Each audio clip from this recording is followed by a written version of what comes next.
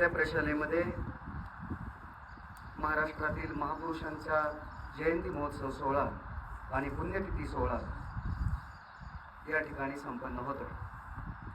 ज्यांनी स्वातंत्र्य चळवळीमध्ये जहालवाद मांडला, जहाल विचाराचा पुरस्कार केला, अशा लोकमान्य टिळकांची कारकीर्द 1856 ते 1920 1920ला टिळकांची कारकीर्द संपली आणि महात्मा गांधींचं गांधी सुरू झालं. आणि महात्मा गांधींनी त्यानंतर मवाळ मतवाद म्हणजे मवाळ विचारसरणीचा पुरस्कार करून स्वातंत्र्य चळवळीमध्ये महत्त्वाची भूमिका बजावली.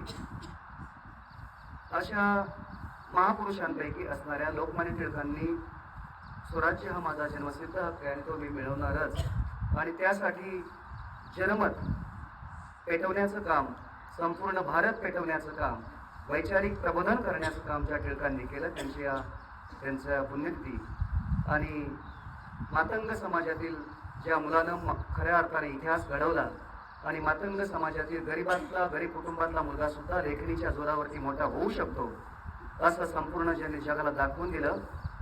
अशा अण्णाभाऊ साठे यांचा जयंती महोत्सव सोहळा आज आपल्या प्रशालेमध्ये संपन्न होतोय. या दिनाचं औचित्य साधून आपल्या प्रशालेचे मुख्याध्यापक सन्माननीय बाळासाहेब काटे आणि एकूणच शिक्षक वर्गाला मी विनंती करतो की त्यांच्या विचारांचं आणि प्रतिमेचं या ठिकाणी पूजन संपन्न व्हावं. सन्माननीय काटे सर आणि एकूणच संपूर्ण शिक्षक वर्गाला विनंती करतोय की आपण या ठिकाणी येऊन या दोन्ही महापुरुषांच्या विचारांचं पूजन करावं अशी आपणाला विनम्र विनंती आहे.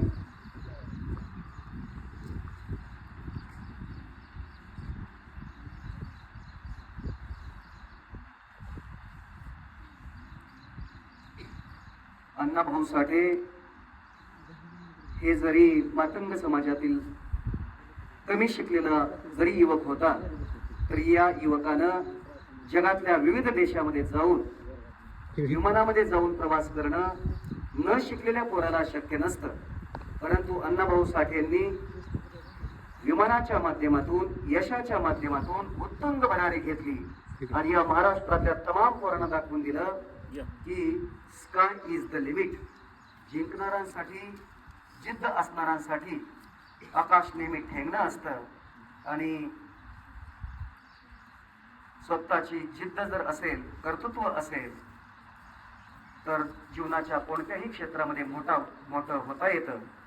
डॉक्टर आंबेडकरांची विचारधारा स्वीकारून, महात्मा फुलेंची विचारधारा स्वीकारून अण्णाभाऊ साठेंनी समतेचा धडा महाराष्ट्रामध्ये गिरवला आणि खऱ्या अर्थाने विषमतेची मुळं उपटून काढण्याचं काम, मुळासह उकडून काढण्याचं काम अण्णाभाऊ साठेंनी या महाराष्ट्रामध्ये केलं.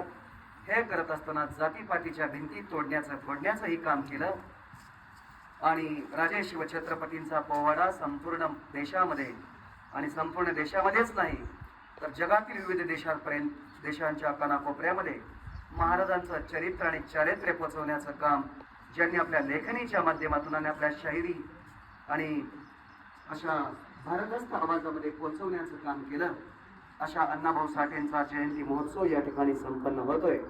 आपल्या विद्यालयातील काही विद्यार्थिनी या ठिकाणी मनोगत व्यक्त करतायत. त्या विद्यार्थिनींना मी एक विद्यार्थ्यांना विनंती करतो की पुढे येऊन अण्णाभाऊ